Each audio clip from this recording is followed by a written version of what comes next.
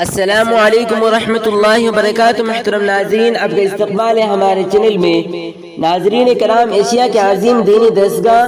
دارالعلوم دیوبند کے نائب محتمیم مولانا عبدالخالق مدراسی صاحب اور مولانا بدرالدین اجمل صاحب اکھلیش یادو سے ملاقات کی، اور ناظرین آپ کو بتلاتے چلے اس ملاقات کے دوران کیا بات چیت ہوئی۔ جیسا کہ آپ جانتے ہوں گے کہ مولانا بدرالدین اجمل جو کہ رکن شورا دارالعلوم دیوبند بھی ہیں اور ممبر آف پارلیمنٹ بھی ہیں اور صدر جمعیت علماء ہند آسم کے ہیں، تو اسی طریقے سے ان لوگوں کی جو ملاقات ہوئی، اس ملاقات کا جو مقصود نکل کر سامنے آ رہا ہے، جو کہ سوشل میڈیا پر اس کے تعلق سے جو لوگوں نے لکھا ہے،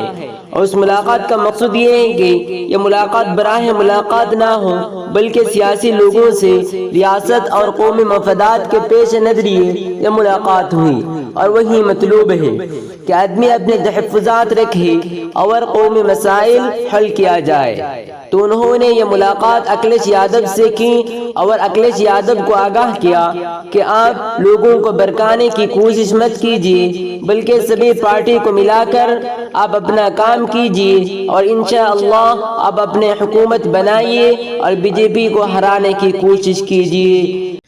ناظرین، آپ اس خبر کو کس طریقے سے دیکھتے ہیں کمنٹ باکس میں ضرور بتلائیے، اور اس ویڈیو کو زیادہ سے زیادہ شیئر کیجیے۔ السلام علیکم ورحمۃ اللہ وبرکاتہ۔